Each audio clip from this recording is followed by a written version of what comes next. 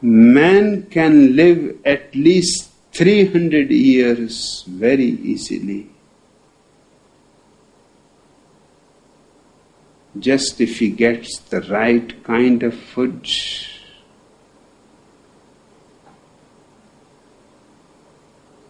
And if the whole scientific world changes its direction from death to life, it is possible.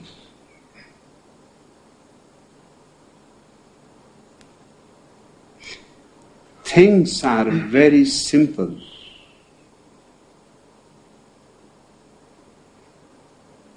Just we have not explored. If you look at the back, you can understand it. There was a time when man lived only on hunting. He had no idea that fruits can be eaten, that crops can be grown.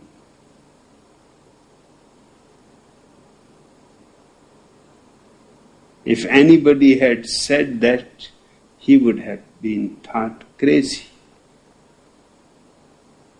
Because people had never done that. They have all lived on hunting. And to live on hunting was a very difficult process. Because you may get someday food and you may not get someday. It was all accidental.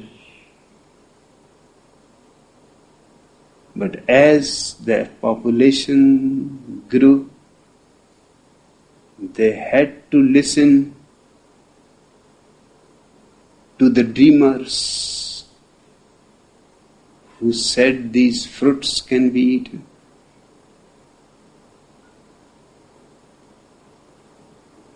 That crops can be grown. And that was a tremendous revolution. From hunting to cultivation. And we are still hanging there. Standing in my window, I see every day. And I feel so sad. One couple is working since I have come. They may have been working long before. With their hands, preparing the ground to sow the seeds. They have not even come to use the bullocks or the horses.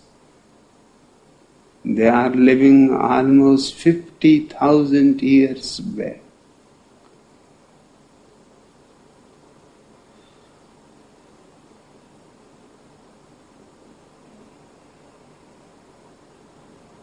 In the middle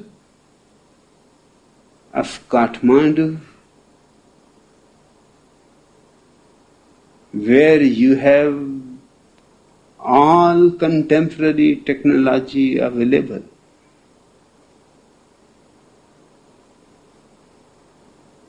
the whole day from morning to evening, they are preparing the ground just by hands. It will take months to prepare,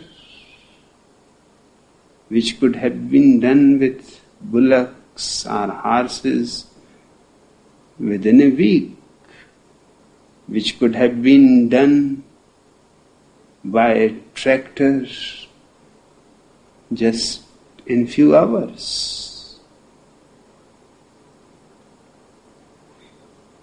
But perhaps they have no idea. We have to bring science, technology to every field of life.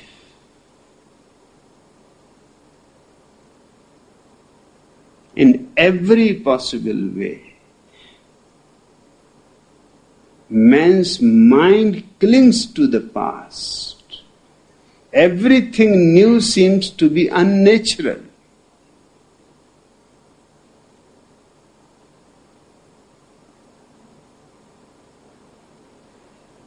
It is not true.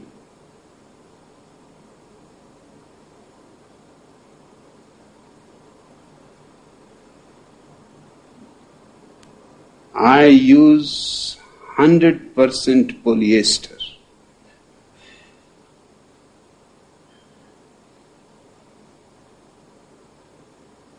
And my father was very much against. He will say, this is unnatural. You should use cotton. But I told him, do you know, there were times people never used cotton. They were naked.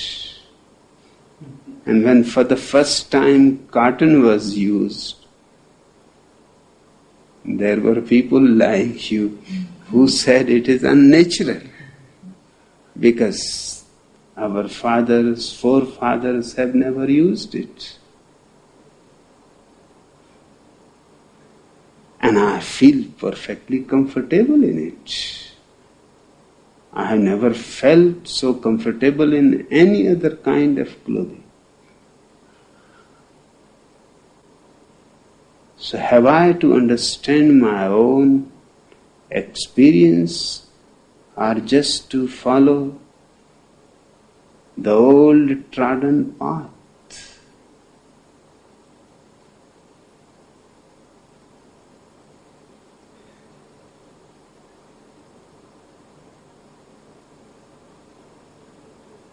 Poverty is not something of a great problem.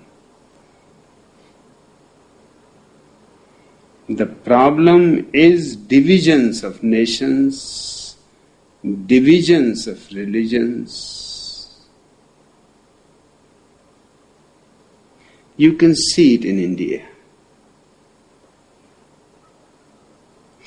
The man is poor if he is Hindu. If he becomes converted to Catholicism, he becomes rich.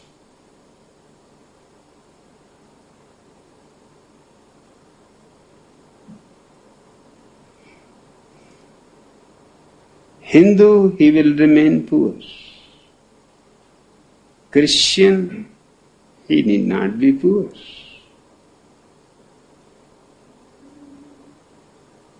But is it right to exploit the man? Is it right to purchase the man's ideology by giving him food, a shelter, clothing, education? Why can't you give him without any conditions, just as a human being? It means there is enough. But first you have to be a Christian. Poverty is not necessary. Your Hinduism, your Buddhism is a barrier. Be Christian and poverty disappears. I want all these religions to disappear, so that all their riches can be used for the benefit of all. Reduce the population, destroy nations, destroy religions,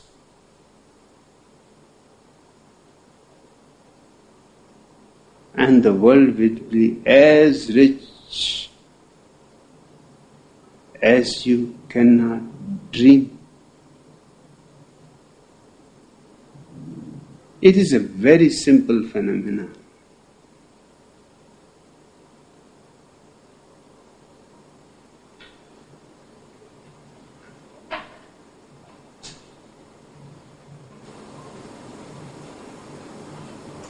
One, we agree with you in total, and for whatever help we can be, we would like to know in which circumstance would you be willing to create another experiment of an alternative society to offer as a model to the world?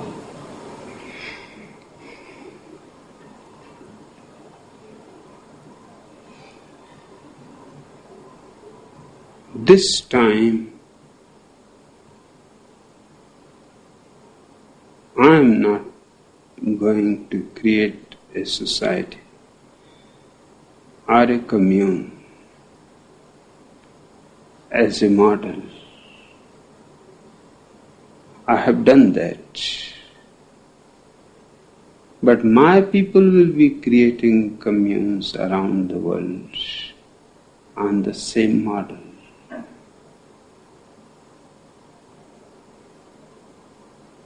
So that I don't become tethered to one small space, one single spot with only few thousand people.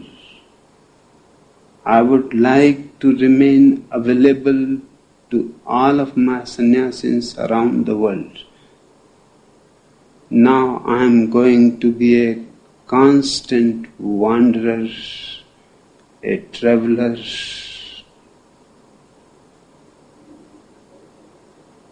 looking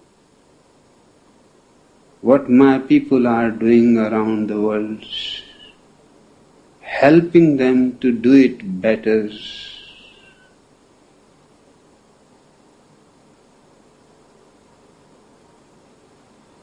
So I am not going to put my energies into a small model that I have done. And this is not my habit to do anything again. Once is enough. I have moved to another experiment. Now I will be moving around the world continuously, traveling, reaching to every sannyasin, to every lover, to every friend, to every sympathizer, and creating a worldwide movement. And now it is up to my sannyasins to create communes. This way I will be able to work on a bigger scale, larger scale. And it will become more impossible for any stupid government to destroy my work, because it will be spread all over the world.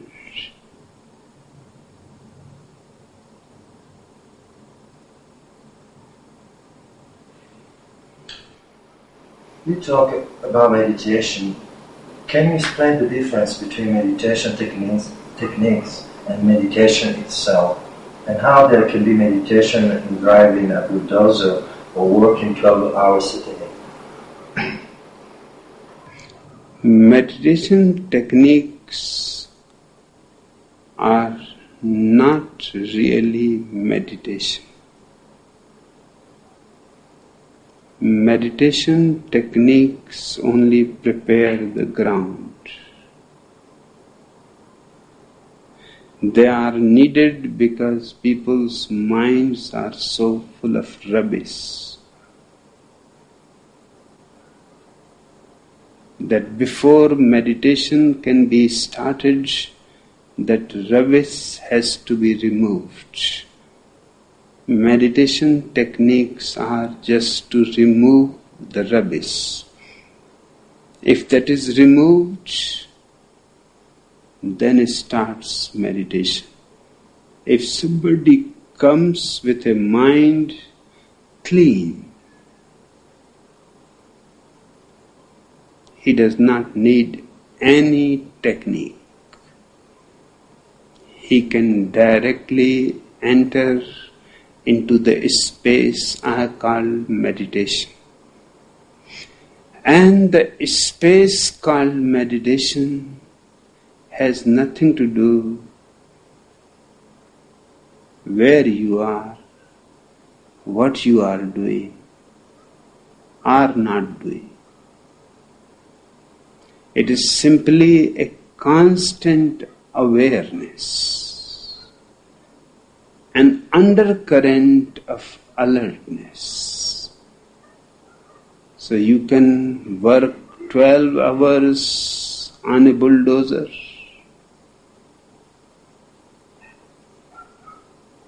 or you can just sit silently doing nothing.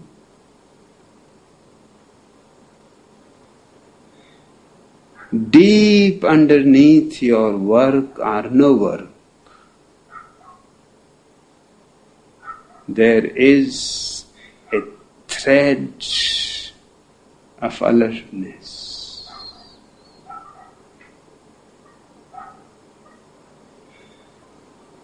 I have loved always a story. There was a master thief.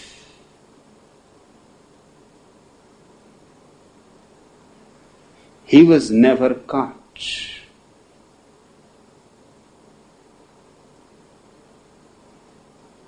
And it was thought to be an honor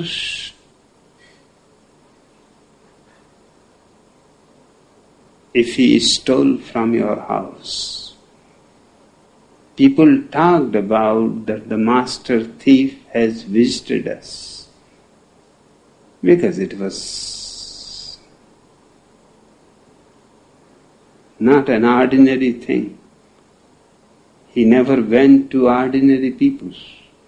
He went only to the super rich, to the kings, to the emperors. So to be visited by the master thief, people used to brag about it. It was more valuable than what he has stolen. His coming was more valuable.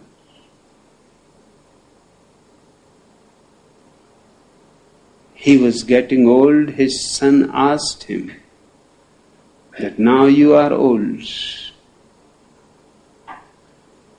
and you have not taught your art to me. The master said, it is never late. You can come tonight with me. And I am going into a very beautiful palace. The son followed. He was very much afraid, although he was young and strong, and the old man has passed 80. But he was unafraid. He made a hole in the wall. The sun was perspiring. It was a cold night and a cold wind was blowing. And he was so nervous. He could not believe that old man's hands were not even shaking. And he was doing as if it is his own house. He made the hole, he entered in the hole, he called the sun. He was very much afraid to enter in it. But now he himself has asked, and what the father will think of him. So he entered. The father said, don't be afraid. Can't you see me? And you are just with me. Just watch me.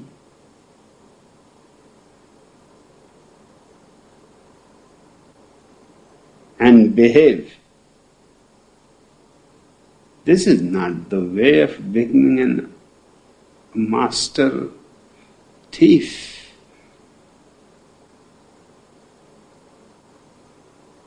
Follow me. He followed, but his legs were trembling. His breathing was no more normal. His heart was thumping. He could not believe that the heart can make so much noise. The night was silent.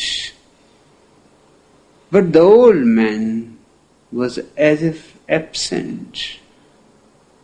He opened the doors upon doors. He had a master key. He entered into the innermost chamber.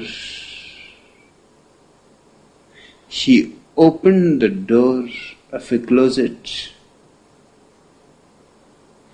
Beautiful, very costly dresses. He told the son to go in and to find out the best dress you like. And as he went in, the old man closed the lock.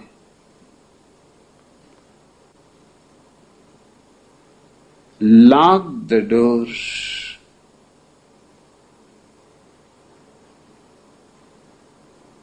Shouted loudly, "Thief! Thief!" and ran out from the backside, from the same hole they had entered. Everybody was awake. The whole house, the servants, and the master, and the children, and the wife, and the guests were there, and they were all looking all around. Where is the thief? And certainly there has been a thief, because the hole in the wall was a proof. And the young man could not believe that his father will do such a nasty thing to him. He has always been nice.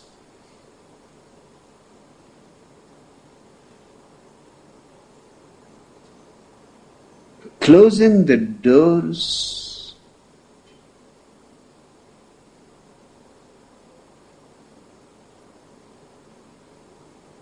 putting the lock,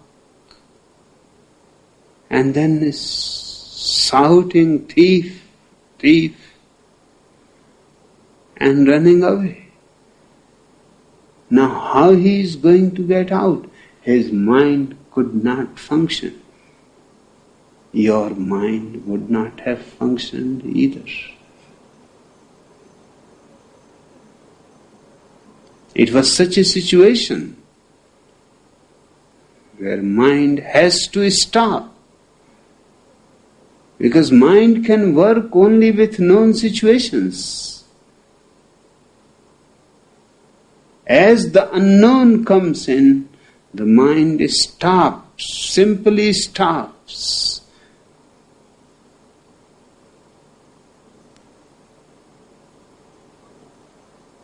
Then a maid servant came in,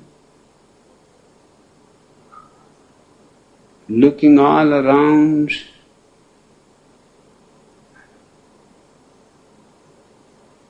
She thought perhaps it is good idea to look in the closet.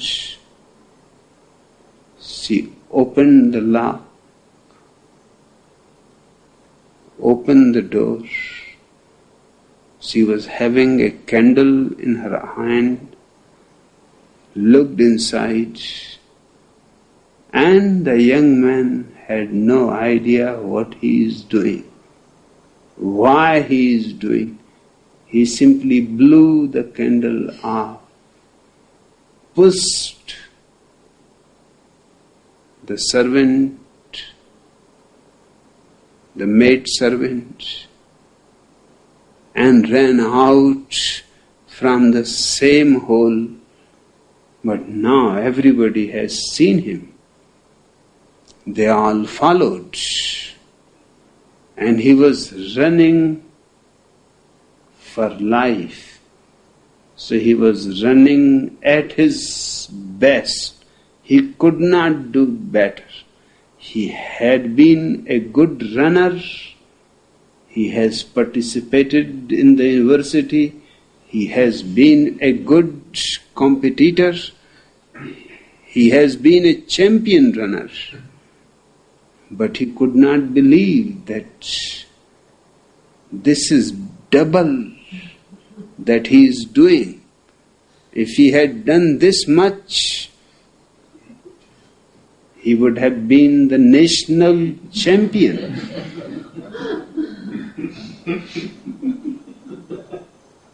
The people were still following, and more people had joined them, neighbors and others, and they were all shouting, and they had torches. And he comes by the side of a well, and still not knowing what is happening, because he is not in a situation to figure out, to think. There is no time. Mind needs time to think. Those who know say mind is time. They are not two entities. If there is no time, there is no mind. If there is no mind, there is no time. He had no time to think. But things were happening on their own account. This is what I call spontaneity. He just took over a big rock, and he could not believe that he can take that big load in his hands. The rock was too big, and he threw the rock into the well, not knowing what he is doing and why, and ran away. All the people who were following gathered around the well, thinking that he has jumped into the well, listening to the rock's sound falling into the well. He reached home. The old man was fast asleep. He was snoring. The young man could not believe that this is your father. He pulled his blanket and he said, "Is this a way to behave with your own son?" The father opened his half eyes and said, "So you are back? The remaining story you can tell me in the morning." If you are back, it seems everything went right. But don't disturb my sleep. Just go and have a good rest. The son could not believe that he is not even curious. What happened to him? His life was at risk. At every moment he could have been caught. He could have been given to the police. The people could have sought him. anything was possible, and he is saying that you are bad, that's enough. The remaining story you can tell me in the morning, that is not very important. What is important is that you are back and I am happy.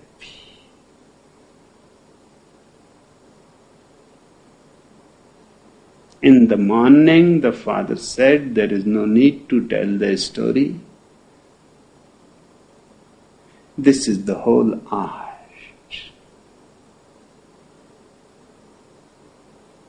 If you want to become a master thief, you have not to function out of the mind.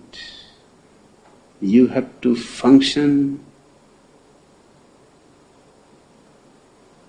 out of your totality, spontaneity.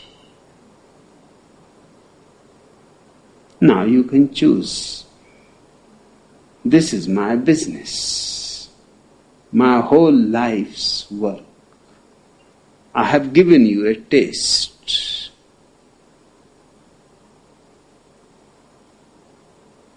If you love it, the adventure of it, the ecstasy of it, then you are welcome, my son. From today you can go on your own, because there is only one lesson in this path.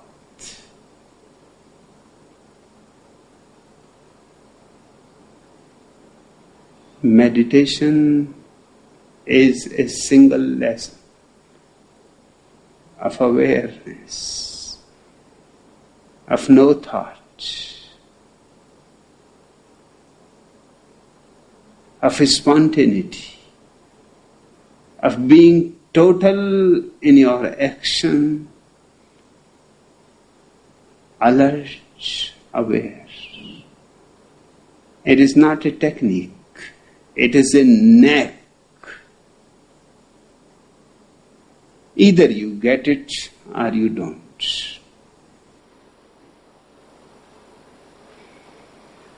Two more questions about it. Do you think that your sannyasa friends have now learned the lesson about the danger of an organized religion? They certainly have. I have been telling to them my whole life the dangers of organized religion.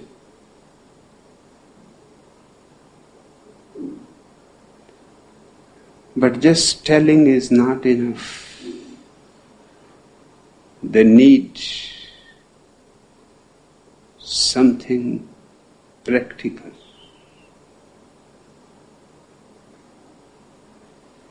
I gave them a practical situation.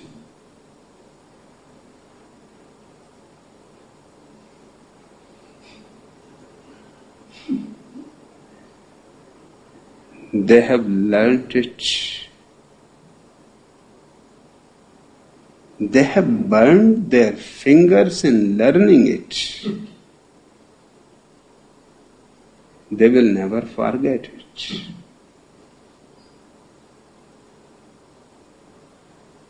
They will never repeat the same mistake again. I am happy.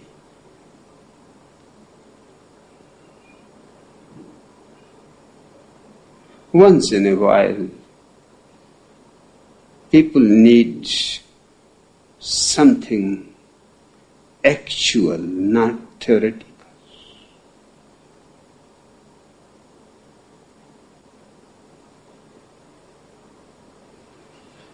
Last question.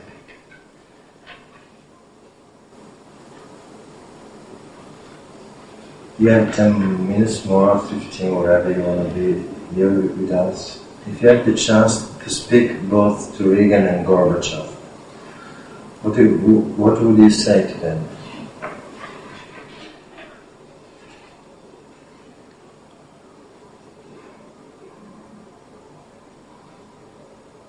I would say to them, that if they have any humanity left in them, then the first thing is help to create one world.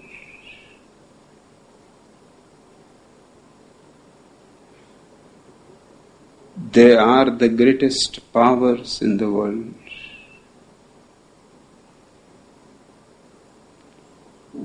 If they want, it becomes a very easy thing. They are in a situation to destroy the whole world.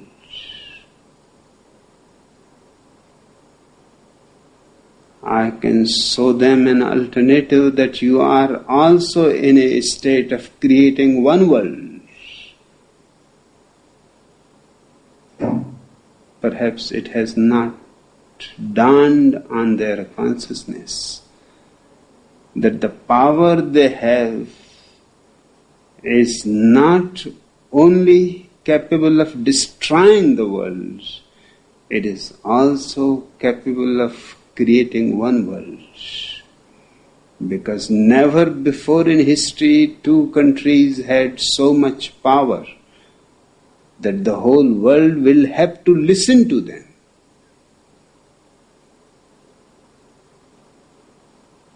All that is needed that they should agree on the point that we want to create one world. Then all these small nations, poor nations, can be given the alternative to choose either a third world war or one world.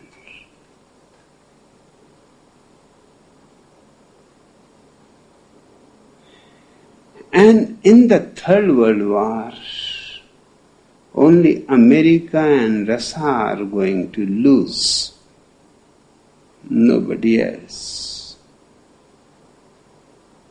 Because nobody else has got anything to lose. Even if the third world war does not happen, most of the countries will die out of starvation and population. Can you understand? I used to think that by the end of this century, India will have the population 1 billion. Right now it is 900 million. For the first time in thousands of years, it will be the first time that it will go ahead of China. Up to now, China has been the leading country having the greatest population.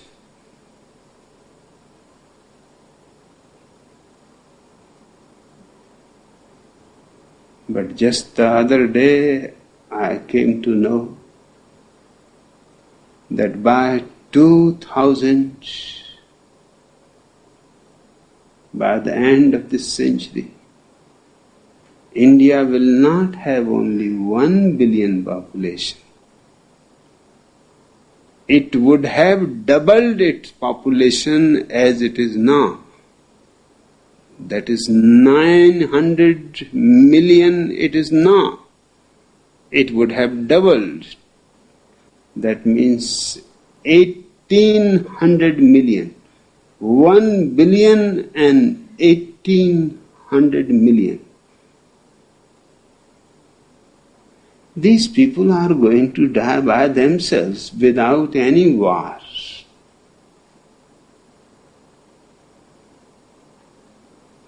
In fact, war will be a great release of their tension, of their worry,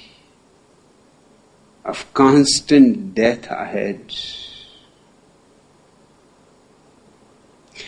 The only countries, 1/3 of the world, the third world, will die of poverty, starvation, sickness. The remaining world,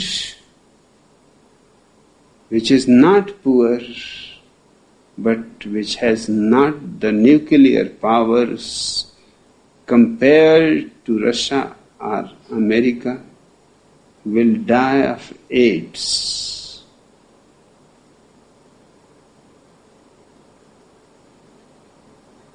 Which is even uglier than dying with starvation.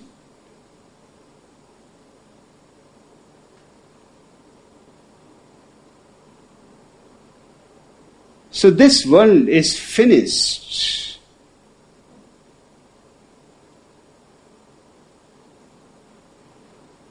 Only in the Third World War, America and Russia are going to lose. They are going to destroy themselves. The remaining world is going to commit suicide on its own. They don't need your help. So I will suggest to these people that just be clear about the situation. You are going to lose if there is a war. Only you will be the losers. And you both will be destroyed in it.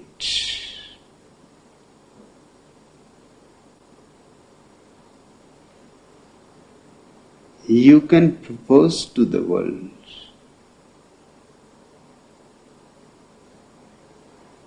that we have decided to be together rather than to die together. We have decided to live together and create one world. And nobody can prevent Soviet Union and Russia from creating one world. They can remove all the lines from the map very easily. There is no problem at all. And once they decide that they are not going to fight, then their tremendous energy which is involved into war efforts will be available for them and for the whole world to make a paradise out of it.